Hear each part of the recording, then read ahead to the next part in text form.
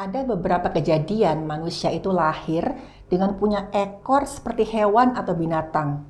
Bahkan ada manusia yang punya ekor panjangnya itu hampir 1 meter. Dan ini kejadian nyata. Ada kepercayaan kalau kita memegang ekor si manusia ini, kita bisa mendapatkan keberuntungan atau hoki. Contohnya, ada sepasang suami istri yang anaknya itu punya ekor, itu sampai diperebutkan dan bahkan dipuja oleh masyarakat sekitar. Apakah kejadian ini ada penjelasan medisnya?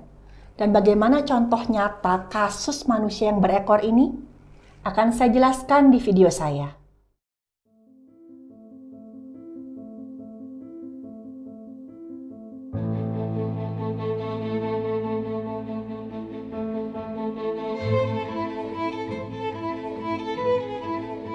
Halo, saya Dr. Stefani. Saya seorang dokter spesialis forensik dan saya belajar dari yang mati.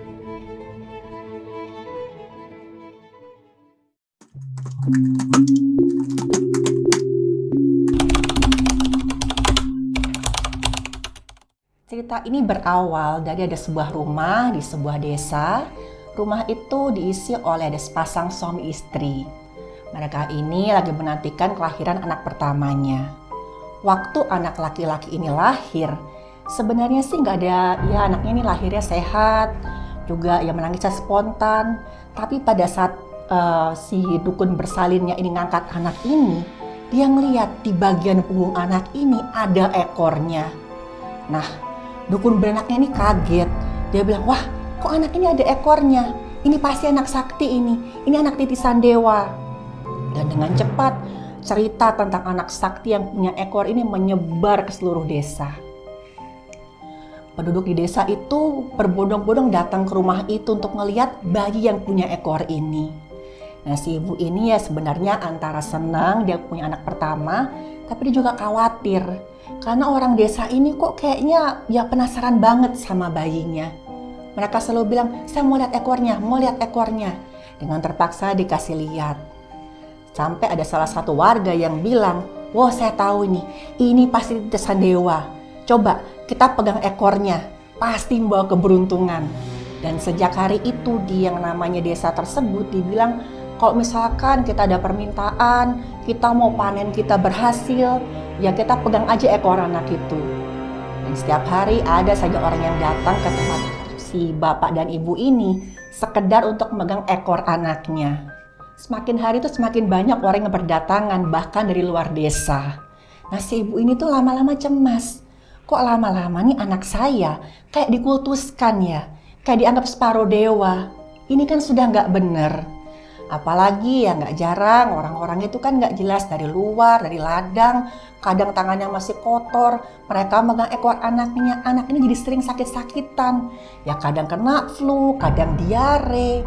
Dan kadang misalkan ada orang yang benar-benar nafsu, dia pengen ada satu permintaannya, itu dia megang ekornya dengan keras sampai anak ini menangis kesakitan. Dan ibu dan bapak ini sebenarnya makin lama makin gak tega.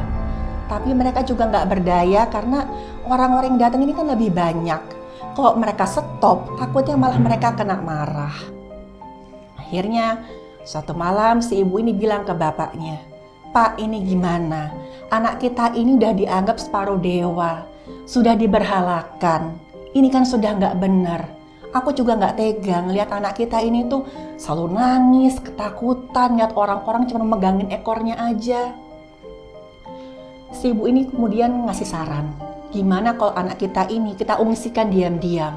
Biar dia nanti, dia tumbuh, dia bisa punya masa kecil yang normal dan tumbuh sebagai orang-orang seperti biasanya. Si ibu ini akhirnya ngasih saran, gimana misalkan anak ini kita ungsikan aja sementara, biar dia hidup normal di tempat lain. Si bapak ini setuju. Bapak ini ingat, dia punya seorang kakak perempuan yang tinggal di kota. Kakaknya ini sudah menikah selama 10 tahun tapi belum dikaruniai anak. Bapaknya ini kemudian menghubungi kakak perempuannya, dia cerita tentang keadaan anaknya. Dan gayung bersambut. Kakaknya ini dengan antusias bilang, oke, saya setuju. Anakmu bawa ke sini saja. Pasti akan saya rawat. Saya sayang sebagaimana anak saya sendiri. Akhirnya mereka milih satu malam di mana warga ini sedang ada acara pesta panen. Nah, otomatis kan banyak rumah yang kosong. Jadi waktu si kakak perempuan dari bapaknya ini datang, itu nggak gitu ketahuan. Dan si ibu ini walaupun dengan berat hati, dia serahkanlah si bayi ini ke kakak dari suaminya ini. Tapi ya waktu si kakaknya ini melihat si ibu ini nangis, dia nggak tega juga. Dia bilang tenang aja, pokoknya ini tetap anak kalian. Kami yang rawat, tapi kalian bisa melihat anak ini kapan saja kalian mau. Dan saya nggak akan biarkan anak ini lupa sama kalian. Nah, setelah anak ini dibawa ke kota, sempat juga warga ini ribut. Karena kok bisa gitu anak sakti ini, anak yang dianggap pembawa keberuntungan dan segala macam, tiba-tiba hilang. Warga ini sempat datang dan menggeledah isi rumahnya si bapak ibu ini. Tapi setelah mereka ngelihat anak ini udah nggak ada, ya akhirnya warga milih udahlah, mungkin ya anaknya sudah diambil kembali oleh ya makhluk yang lebih berkuasa atas anak ini. Dan waktu di kota, anak ini akhirnya dirawat oleh om dan tantenya. Anak ini sebut saja namanya Rama. Rama ini tumbuh ya seperti anak-anak normal. Dia memilih buat menyembunyikan keadaan fisiknya. Dari kecil, om sama tantenya Rama ini udah ngasih tahu kalau sebenarnya bapak ibu kandungmu itu di desa.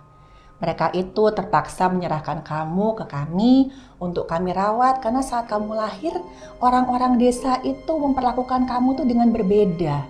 Kamu itu dianggap pembawa keberuntungan, sampai bisa dikatakan mereka tuh menjadikan kamu kayak berhala. Rama mengerti dan dia bersyukur bahwa di kota ini ya selama dia menyembunyikan keadaan kalau dia tuh punya ekor, dia bisa punya masa kecil yang normal. Lagi pula Rama juga masih bisa ketemu dengan orang tuanya walaupun ya setiap beberapa bulan sekali aja. Lama-kelamaan Rama tumbuh dewasa dan dia punya pacar namanya Santi. Nah, Santi ini sudah pacaran sama Rama cukup lama. Tapi dari Santi pun Rama ini menyembunyikan keadaan fisiknya. Dia nggak mau bilang kalau dia tuh lahir dengan ekor yang masih ada sampai sekarang. Rama tuh ragu-ragu, nanti kira-kira Santi, apalagi keluarganya Santi ini dari keluarga yang terpandang. Mereka mau menerima saya nggak ya, kalau tahu saya tuh punya kecacatan seperti ini. Ya memang saat itu Rama menganggap dia itu cacat. Hubungan mereka berjalan terus sampai mereka dewasa, mereka lulus kuliah, sama-sama akhirnya bekerja. Dan di sini Santi nanya ke Rama, satu pertanyaan yang biasanya buat cowok-cowok itu agak deg ya kalau ceweknya nanya seperti ini. Hubungan kita ini mau dibawa kemana sih? Kamu serius nggak sama aku? Nah, Rama langsung deg-degan, dia bingung. Dia mikir di satu sisi tuh dia sayang banget sama Santi. Dia pengen bisa menikahi Santi lalu bangun keluarga. Tapi di sisi lain, yaitu tadi pertanyaannya, Santi mau nggak nerima kalau misalkan dia tahu Rama ini punya ekor.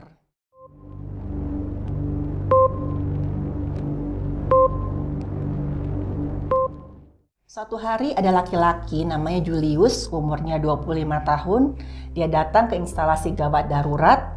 Di situ dia bilang ke dokter, dia minta tolong. Dia bilang, "Dokter, tolong saya baru aja dipukulin sama manusia siluman."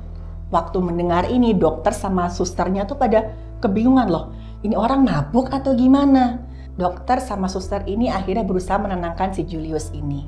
Mereka mempersilakan Julius duduk di meja periksa. Lalu mereka bilang, "Pak, tenang dulu, duduk dulu. Ceritakan kenapa, kronologinya seperti apa, Bapak kenapa?"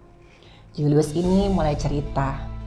Jadi hari itu ya kurang lebih 2 jam sebelumnya, Julius ini datang ke rumah mantan pacarnya yang namanya Santi. Jadi sebelum putus, Julius sama Santi ini udah pacaran cukup lama, hampir 2 tahun. Nah tiba-tiba selama beberapa bulan itu sebelum putus sifatnya Santi berubah. Santi itu mulai tertutup, mulai pelan-pelan menjauh. Dan puncaknya waktu Santi ini minta putus ke Julius tanpa alasan yang jelas. Ya Julius nggak terima dong, karena setiap kali ditanya Santi cuma bilang, "Aku tuh udah nggak cocok sama kamu, udah ya kita temenan aja." Julius nggak mau terima begitu aja, apalagi dia dengar kabar dari temannya kalau Santi itu sedang dekat sama laki-laki lain. Wah, mulai nih Julius merasa cemburu, marah. Wah, siapa nih laki-lakinya? Dan akhirnya kebukti. Kurang lebih ya nggak sampai 1 bulan setelah mereka putus, Santi ini pacaran sama laki-laki yang namanya Rama.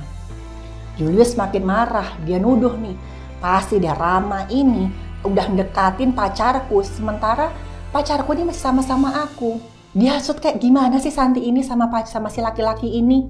Dalam keadaan cemburu berat dan marah, Julius ini diam-diam mengintai siapa sih pacar Santi yang namanya Rama ini. Dan hari itu, Julius tuh diam-diam datang ke kantornya Santi. Waktu jam pulang kantor, sekitar jam 4 sore, Julius ini diam-diam mengintai dari tempat yang agak jauh. Dia lihat Santi itu keluar dari kantornya, lalu gak lama ada seorang laki-laki bawa motor datang, jemput Santi dan mereka pergi. Julius ini buntutin pelan-pelan dengan hati-hati supaya nggak ketahuan. Dan Julius tuh kaget banget waktu motornya si Rama sama Santi ini itu mengarah ke rumahnya Santi. Wah, ini ada apa ini? Karena Julius tahu bapaknya Santi ini itu kan kerja di rumah sakit. Ibunya tuh juga kerja di rumah sakit. Udah pasti jam segitu bapak sama ibunya Santi ini belum pulang. Waktu motornya ini sampai depan rumahnya Santi, Julius masih mengintai dari kejauhan. Tiba-tiba Rama sama Santi ini turun dan mereka masuk. Wah, Julius udah mikir, ini udah nggak bener nih. Julius yakin kalau sebenarnya si Santi ini mau sama Rama pasti ada apa-apanya. Entah digendam atau dihipnotis atau mungkin dipengaruhi sedemikian rupa. Karena setahu Julius waktu mereka pacaran itu, Santi itu anaknya baik, manis, gak pernah macam-macam. Ini kok tiba-tiba aja Santi ini bawa si Rama ini ke rumahnya, padahal rumahnya itu sepi, gak ada orang. Julius mikir, oke, mendingan kalau udah gini urusannya, saya akan kasih lihat ke orang tuanya Santi kalau anaknya mau berbuat tidak senonoh. Julius ngeluarin HP-nya, dia nyalakan video dan dia rekam, udah ketok-ketok pintu rumahnya Santi. Waktu Santi dibuka pintu, Santi ini kelihatan kaget. Julius cuma bilang, mana laki-laki itu? Kamu tadi bawa masuk laki-laki ke rumah ya? Kamu kok tega ya? Bapak sama ibu kamu tuh lagi keluar, anaknya malah berbuat gak senonoh seperti ini. Santi berusaha nahan si Julius ini. Nah, Julius yang dalam keadaan kesel, akhirnya dia nyari di mana si laki-laki ini. Dan tempat pertama yang Julius cari adalah kamar mandi untuk tamu. Dia buka pintunya dan di situ katanya Julius dia ngeliat ada seorang laki-laki dalam keadaan gak pakai baju sama sekali. Dan yang bikin Julius kaget di punggung laki-laki itu ada ekornya. Dan saat itu Julius akhirnya mikir, wah bener nih, pacarnya Santi ini pasti siluman. Dia pasti bisa mendapatkan Santi dengan cara entah dihipnotis atau digendam. Dugaanku bener. Dan saking ketakutannya ngelihat laki-laki berekor ini, Julius katanya berusaha lari. Tapi saat itu tiba-tiba si laki-laki ini langsung menyerang si Julius, dipukulin sampai Julius jatuh dan handphonenya sampai retak. Katanya Julius, setelah itu tuh saya cuma ingat, saya cuma pengen lari keluar dari rumah itu. Saya lari dan kemudian saya datang ke rumah sakit. Waktu dengar cerita ini, dokter sama perawat yang meriksa Julius itu antara bingung sama pengen ketawa, tapi juga ya bingung lah harus bereaksi seperti apa. Mereka menjelaskan, Pak begini, misalkan benar yang Bapak lihat itu si laki-laki ini punya ekor. Itu bukan berarti laki-laki ini siluman, Pak. Memang ada manusia yang lahir itu dengan ekor. Tapi keadaan ini tuh disebabkan karena adanya kelainan saat perkembangan janin. Nah, teman-teman, sebenarnya waktu kita dalam kandungan, kita tuh semuanya punya ekor, ya. Jadi waktu dari embrio, pelan-pelan ya kita membelah diri, semakin lama semakin menyerupai manusia.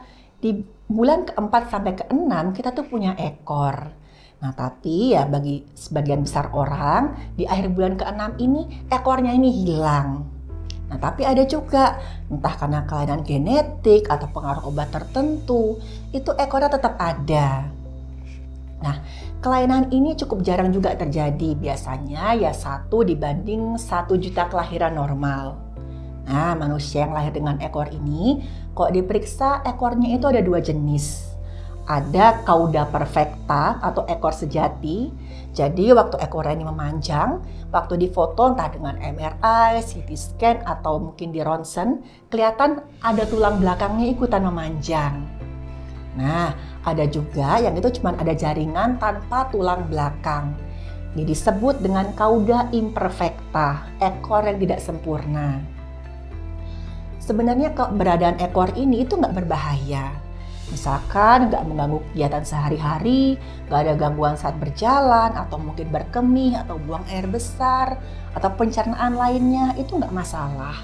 Tapi biasanya orang yang lahir dengan ekor ini memilih untuk menghilangkan ekornya dengan cara operasi diamputasi. Karena mereka merasa risih, takut tadi dikira macam-macam, tapi ya sebenarnya nggak berbahaya kok. Dan beberapa kali kasus tentang manusia yang punya ekor ini dibahas di jurnal kedokteran. Meskipun si Julius tidak dijelaskan oleh dokter dan perawatnya tentang ya kemungkinan kenapa si cowok ini punya ekor, Julius tetap ngotot.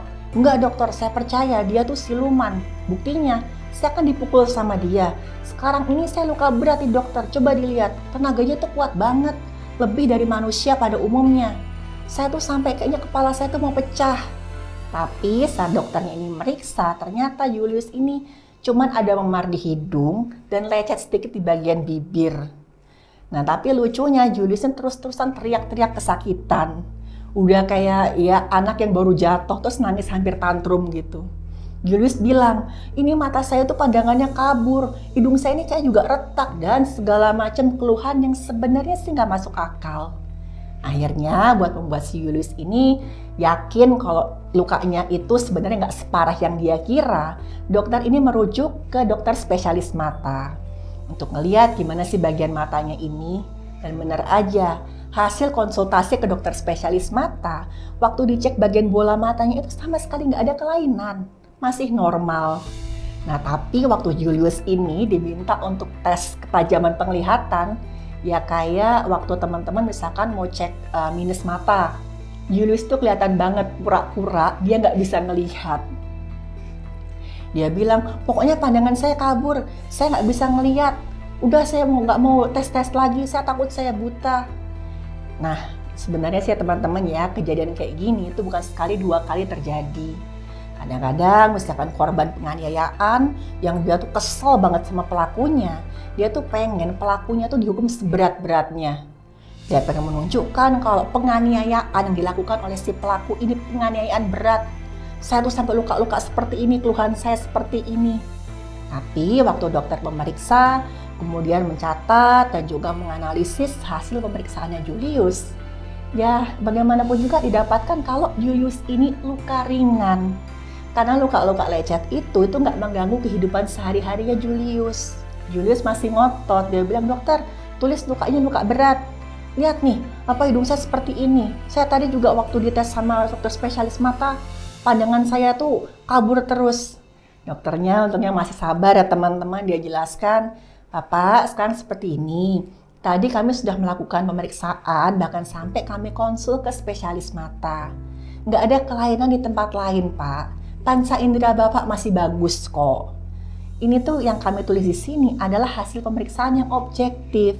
Julius masih nggak terima. Julius bilang, dokter, kerjaan saya ini sebagai konten kreator loh. Setiap hari itu saya tuh mesti ngeliatin wajah saya di depan kamera. Ini wajah saya seperti ini, nanti kan otomatis akan mengganggu pekerjaan saya. Tulis dong dok, kalau ini luka berat. Dokternya lagi-lagi dengan sabar menjelaskan, kalau yang namanya kesimpulan deskripsi luka di visum itu nggak ada hubungannya dengan profesi orang. Jadi walaupun profesinya Julius ini entah dia konten kreator atau dia karyawan, misalkan lukanya tidak mengganggu kegiatan sehari-hari, itu ya tetap masuk luka ringan. Akhirnya mau nggak mau Julius pun terima hasil dari dokternya tadi. Nah Julius kemudian bilang, oke dokter, saya minta nanti salinan visumnya saya yang bawa. Saya mau kasih tunjuk ke pelaku penganiayaan ini kalau ya saya sudah lapor ke rumah sakit dan kasus ini akan diperpanjang. Dokter yang memeriksa Julius kemudian menjelaskan, gini loh Pak, misalkan Bapak memang mau dibuatkan surat keterangan visum et repertum, itu nggak bisa seperti itu. Bapak harus ke pihak yang berwenang dulu, menjelaskan kronologisnya seperti apa. Terus nanti pihak yang berwenang akan memberikan surat permintaan visum ke saya. Saya baru bisa menerbitkan visum kalau ada surat permintaan visum yang resmi dengan nomor surat dari pihak yang berwenang. Dan setelah itu pun surat laporan visumnya ini bukan Bapak yang bawa, karena ini kan jatuhnya barang bukti. Surat visum kami akan kami serahkan ke pihak yang berwenang. Nah, akhirnya setelah mendengar penjelasan ini, Julius akhirnya setuju. Oke, saya akan lapor dulu ke pihak yang berwenang.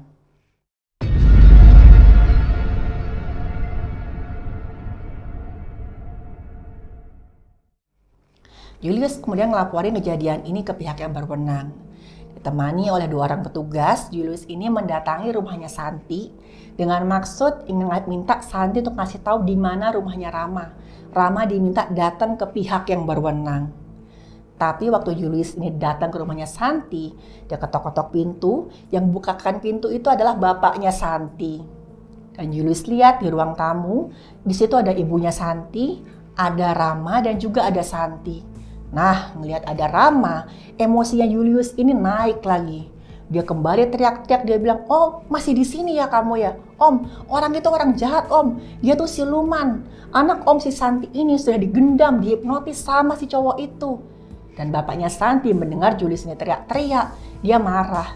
Dia bilang, "Julius, kamu diam ya. Jangan teriak-teriak. Jaga sopan santun kamu, di sini rumah orang.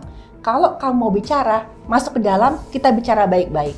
Akhirnya Julius pun masuk ke ruang tamu bersama 2 petugas yang berwenang tadi. Dan di situ bapaknya si Santi bilang. Dan saat itu bapaknya Santi sebagai kepala keluarga, dia bilang, "Saya tadi sudah diceritakan apa yang sudah terjadi di rumah saya selama saya tidak ada di rumah. Dan sekarang saya harap bapak-bapak dari pihak yang berwenang ini mau mendengarkan dulu keterangan dari anak saya dan pacarnya." Dan disitulah Rama dan Santi menjelaskan apa yang sebenarnya terjadi. Jadi hari itu memang Rama ini jemput Santi sepulang kerja. Dia ini ngantar Santi pulang sekaligus ingin menghadap orang tuanya Santi. Katanya Rama, ada satu hal serius yang pengen dia diskusikan dengan bapak dan ibunya Santi terkait hubungannya dengan anak mereka. Waktu Rama ngomong ini ke bapaknya Santi ngerasa senang. Wah, ini berarti ya biasanya kan kalau cowok sudah ngomong, "Saya mau bicara serius tentang hubungan saya dengan anak bapak." Berarti laki-laki ini tuh nggak main-main. Berarti Rama memang serius mau sama Santi. Ya, bapak sama ibunya Santi ini ngerasa senang. Wah, akhirnya ya anak kita, anak perempuan kita yang tunggal ini yang kita sayang-sayang bisa menemukan tambatan hatinya. Saking antusiasnya mau ketemu Rama, bapak sama ibunya Santi ini sepakat nanti kita pulang kerja lebih awal. Nah, bapaknya Santi ini kerjanya sebagai dokter bedah di sebuah rumah sakit. Dan ibunya Santi bekerja sebagai bidan itu di rumah sakit yang sama juga. Mereka udah siap-siap, nanti saya mau pulang lebih awal ya, soalnya mau ada urusan keluarga. Lah kok beberapa menit sebelum ayahnya Santi ini pulang, ada panggilan operasi mendadak. Dan sebagai dokter kan bapaknya Santi ini nggak mungkin menolak. Akhirnya ya dia lakukan operasi tersebut, sementara si ibunya Santi ini mau nggak mau kan nungguin bapaknya. Singkat cerita, ketika Santi sama si Rama ini sampai di rumah, bapak ibunya belum sampai. Nah, ibunya sempat bilang ke Santi, "Kami agak telat ya, mungkin 2 jam lagi kami baru sampai rumah." Nah, tapi di rumah itu, mereka tuh nggak cuma berdua. Ada asisten rumah tangganya Santi yang ada di dapur. Nah, selama Santi sama Rama ini menunggu di ruang tamu, Santi ini ngeliat Rama itu kayak salah tingkah, nggak setenang biasanya. Rama itu bolak-balik minum, dan gara-gara kebanyakan minum itu Rama juga bolak-balik kamar mandi. Nah, pada saat Rama untuk kesekian kalinya itu kamar mandi, tiba-tiba ada yang ketok pintu. Dan waktu Santi bukakan pintu, dia ngeliat mantan pacarnya si Julius ini itu udah dalam keadaan ngacungkan kamera handphone dan katanya sedang merekam apa yang terjadi di rumah itu. Julius ini katanya cuma ngomong, "Mana tuh laki-lakinya? Kamu lagi berzina ya sama laki-laki itu ya? Mentang-mentang ayah sama ibu kamu lagi nggak ada di rumah. Mana tuh laki-lakinya? Kamu sembunyikan di mana?" Santi ini saking kagetnya dia sampai nggak bisa bereaksi. Julius masuk ke rumah dan Julius langsung menuju kamar mandi yang untuk tamu. Dan di situ Rama ngaku kalau saat itu saking gugupnya dia berkali-kali kamar mandi, dia teledor. Dia lupa kunci pintu kamar mandi. Dan pada saat Rama sedang buang air kecil, tiba-tiba Julius tuh buka pintu dan ngerekam isi kamar mandi. Julius tiba-tiba tuh ngomong, "Kamu manusia punya ekor ya? Kamu pasti siluman. Kamu diapakan keluarga ini sampai menurut sama kamu?" Dan waktu itu Rama walaupun dia merasa marah, dia merasa malu, dia berusaha nahan emosi. Dia benahi bajunya, kemudian dia bilang ke Julius, "Mas, tenang dulu, jangan emosi. Kalau ada yang mau diomongkan, kita bicara baik-baik di luar." Tapi saat itu, katanya Rama, Julius ini langsung nyengkram kerah bajunya Rama, dan Rama ini ditarik keluar. Nah, Rama kan ini sebenarnya jago bela diri. Dan waktu diseret sama Julius ini, Rama tuh berusaha menepis tangannya Julius. Dan saat itu tiba-tiba Julius ini mukul wajahnya Rama. Dan Rama ini ternyata jago bela diri pencaksilat. Dia membela diri dengan cara tangannya Julius dia pegang dan dia beku sampai Julius ini nggak bisa bergerak. Maksudnya Rama ya, kamu jangan bergerak dulu, kamu tenang dulu. Jangan emosi, kita nggak mau ada keributan di sini. Dan saat itu katanya Rama, Julius teriak-teriak kesakitan. Sampai asisten rumah tangganya Santi yang tadinya di dapur tuh lari ke depan. Dan gara-gara Julius teriak-teriak ini, Rama ngelepasin tangannya tadi. Karena Julius ada berontak-berontak terus, Julius jatuh, wajahnya menghantam lantai dan handphonenya sampai retak layarnya. Dan saat itu yang menyaksikan kejadian itu ada 3 orang. Ada Rama, asisten rumah tangganya Santi dan juga Santi. Dan saat itu Julius ambil handphonenya, dia teriak marah, dia bilang, "Saya akan hancurkan ya hidup kalian berdua. Jangan harap kalian bisa bahagia." Dan setelah itu Julius keluar dari rumah. Dan keterangan dari Rama dan Santi tadi didukung dengan keterangan dari asisten rumah tangganya Santi. Santi bilang, "Ya nggak mungkin kita melakukan seperti apa yang dituduhkan Julius ke kita. Kan rumah ini ada CCTV. Masa iya kita mau macam-macam?" Dan mendengar bahwa rumah itu dilengkapi CCTV, Julius mati kutu. Dia nggak bisa ngomong lagi. Bapak dan ibunya Santi bilang bahwa memang Rama ini punya kondisi medis khusus. Kok tadi Julius bilang Rama punya ekor itu benar.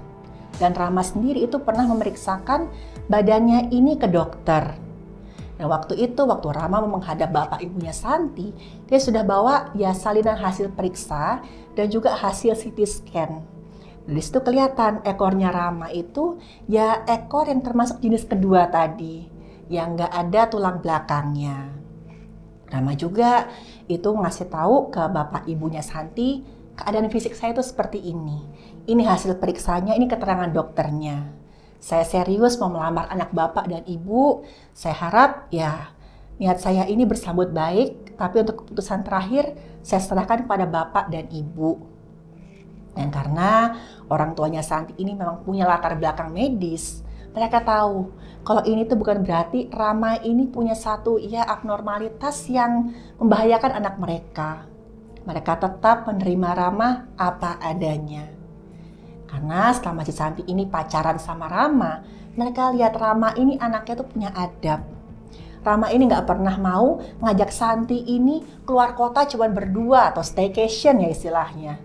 Padahal dulu itu waktu Santi sama Julius, beberapa kali Santi ini minta izin itu buat bisa pergi berdua sama Julius. Yang udah pasti orang tuanya Santi itu nggak mengizinkan. Dan Santi bilang, ya itu alasan kenapa Santi ini lebih memilih Rama daripada Julius. Karena selama Santi ini jalan sama Julius, Julius itu seakan-akan tuh mau nguasain Santi seutuhnya. Julius juga beberapa kali bilang kalau memang Santi ini mau membuktikan rasa sayangnya, berarti Santi ini harus mau diajak kemana aja dan berbuat apa saja sama Julius. Lagi-lagi dengan alasan kalau kamu sayang sama aku. Lama-kelamaan Santi ini gak nyaman dan Santi milih mutusin si Julius. Dan setelah dia putus sama Julius, dia kenal Rama. Anaknya ini baik, santun, punya adab. Dan Santi yakin kalau misalkan Rama ini adalah orang yang dia percaya untuk menjadi suaminya. Dan orang tua Santi juga setuju kalau nanti Rama akan melamar Santi.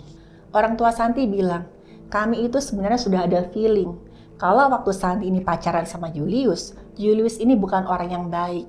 Dan kejadian hari ini sudah membuktikan semuanya. Mendengar semua ini, Julius itu udah kayak pesakitan atau tersangka yang sedang diinterogasi. Dia diam di ruang tamu, udah keringat dingin, karena saat itu semua kebohongannya terbongkar. Dan pada akhirnya Julius itu harus mempertanggungjawabkan perbuatannya di depan pihak yang berwenang. Pihak yang berwenang menuntut Julius atas pembuatan laporan palsu. Kita tidak bisa milih seperti apa atau bagaimana kita akan dilahirkan. Ada orang-orang tertentu yang dilahirkan dengan keadaan fisik yang berbeda dari masyarakat pada umumnya. Padahal keadaan fisik mereka itu nggak membahayakan, tapi mereka ini tetap mendapat perlakuan diskriminatif. Tapi seringkali orang-orang dengan kelainan fisik atau fisik yang berbeda ini, mereka punya hati yang jauh lebih baik dari orang-orang yang dianggap normal. Jadi, jangan pernah menilai suatu buku dari sampulnya. Jangan menilai seseorang dari apa yang tampak di permukaan. Seperti apapun rupa fisik seseorang, kita semua adalah ciptaan yang Maha Esa. Terima kasih sudah menonton video saya. Silakan like, share, dan subscribe.